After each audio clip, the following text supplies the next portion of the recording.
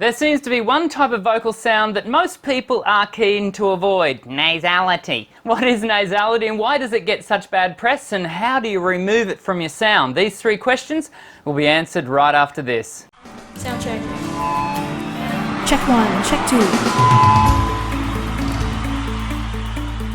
Hello everyone, I hope you're in fine voice. My name is Dr. Dan and I'm a contemporary singing voice specialist, and that means it's my job to develop your voice and improve your sound. Nasality receives a pretty bad rap. Somehow it's become synonymous with hardcore country and western music, and it's often presented as an ugly, witchy cackle. Simply, any sound that travels through your nasal cavity is nasalised. The plain truth is the English language has a number of consonant sounds that are purely nasalised. A nasal sound is produced when your sound, carried by air, travels wholly or partly through the nasal cavity. Sounds such as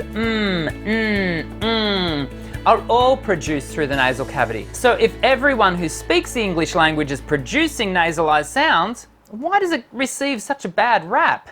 Sound check. There is one major anatomical influencer in the production of nasality: the soft palate. The roof of your mouth starts from behind your teeth as a hard ceiling and then becomes soft towards the rear of the ceiling. If you run the tip of your tongue from front to back along the roof of your mouth, it'll go from hard to soft. And that soft fleshy bit at the rear is your soft palate. Now the soft palate is actually a collection of muscle fibres, and the space between your soft palate and the back wall of your throat is called the velopharyngeal port. And when your soft palate hangs low, the velopharyngeal port is open, allowing air and sound to travel into and through the nasal cavity. And when the soft palate is moved into a higher position, closing the velopharyngeal port off, all your air and sound is, you guessed it, being directed through your mouth. So let's try this out. Starting with a simple NG sound, transition the sound into an open vowel, like this.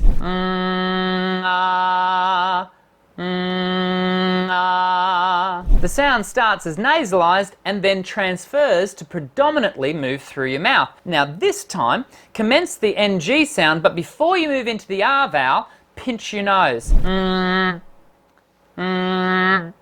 You'll notice that when you pinch your nose that the sound stops, and that's because your vocal sounds require airflow. Once the airflow stops as a result of the nose being closed off, so too does the sound. So why do some singers sound more nasally than others? Well, you've probably already arrived at that answer. The soft palate is to blame, my good Watson. A lazy soft palate, one that hangs low in the pharynx, will generally result in a sound that has more nasal sound than might be deemed desirable. But let's be careful here. Beauty is in the eye of the beholder, or listener as the case may be. So a heavily nasalised tone might just be what the country and western singer is looking for. You and I might not love the sound, but die-hard country fanatics will listen to it all day long. Sound check.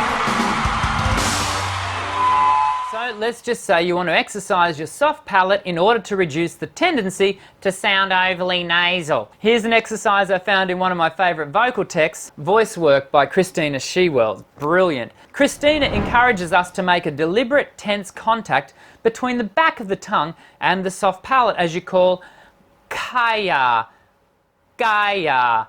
And when you say the two words, hold the first consonant for a second or two before you release. Kaya, gaya. Make sure you repeat this several times and mentally focus on the changing physical positions at the back of your throat.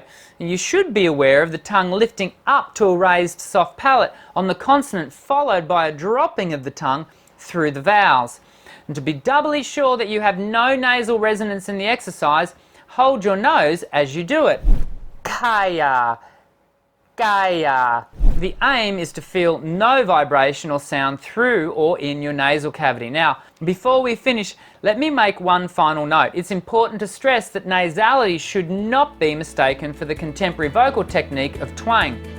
I have a whole other video that explains what twang is and how nasality differs from twang. So I'll put a link to it in the notes sections below if you're keen to learn more.